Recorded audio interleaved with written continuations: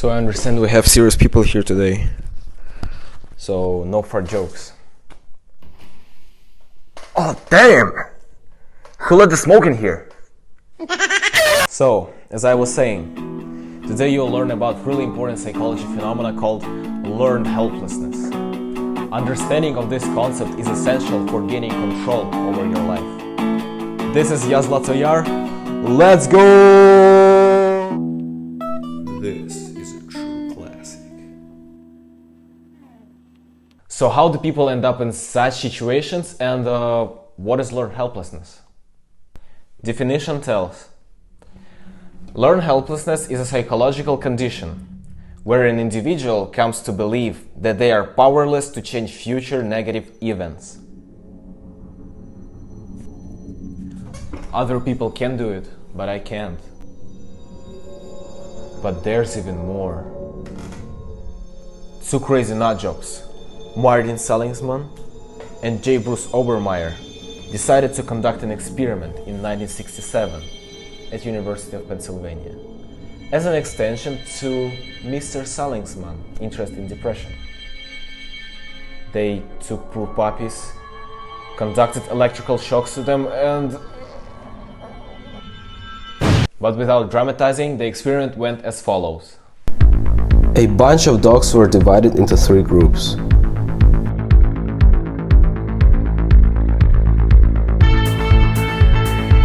The whole experiment had 2 parts.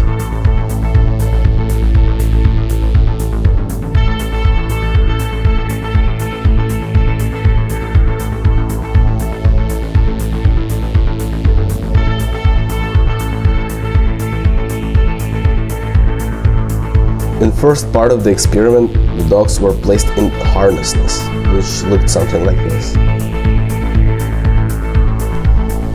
Group A was periodically given electric shocks. However, they had a lever, and if they pulled it, they could stop the shocks.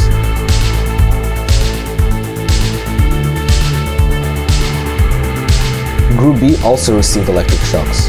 They were given a lever as well, but it was purposely made not to work. So, no matter what they did, they couldn't stop the shocks and were powerless. Group C was also strapped into harnesses, but they weren't shocked at all. In the second part of the experiment, the dogs were exposed to electric shocks while placed in a special device that looked like a box divided into 2 halves by a low barrier. When the floor in one half started delivering shocks, a warning light would flash, and the dogs would jump over the barrier to the other side, avoiding harm. The dogs from groups A and C had no trouble with this task, but the dogs from group B, based on their previous failed attempts to stop the shocks, would just lie down and take the shocks without trying to escape.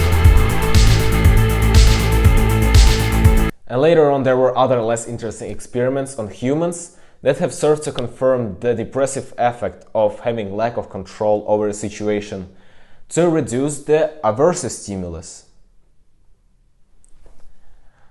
I'm saying they were less interesting because there is such thing as ethics code. And while psychologists are kind enough to treat our mental health, real life doesn't give a f***. And that's why some of us have to go through real life nightmares where learned helplessness is a factor. In emotionally abusive relationships, the victim often develops learned helplessness. This occurs when the victim confronts or tries to leave the abuser, only to have the abuser dismiss or trivialize the victim's feelings, pretend to care but not change, or impede the victim from leaving. As the situation continues and the abuse gets worse, the victim will begin to give up and show signs of learned helplessness. This can result in traumatic bonding with one's victimizer, as in Stockholm Syndrome or battered woman syndrome. Complex post-traumatic stress disorder. The motivational factor of learned helplessness is often seen in the classroom. Students who repeatedly fail may conclude that they are incapable of improving their performance, and this attribution keeps them from trying to succeed, which results in increased helplessness, continued failure, loss of self-esteem, and other social consequences. Or even schizophrenia, where, according to Gregory Bateson's theory, the disorder is a pattern of learned helplessness in people habitually caught in double binds in childhood. Overall, the health implications are that people who perceive events as uncontrollable show a variety of symptoms that threaten their mental and physical well-being. Studies show that it can resolve over time. Seeking treatment can be beneficial, and while it may seem difficult at first, improvement is possible with time and support. Increasing awareness of past successes can help people feel more in control, and cognitive therapy can reinforce the belief that their actions matter, boosting self-esteem.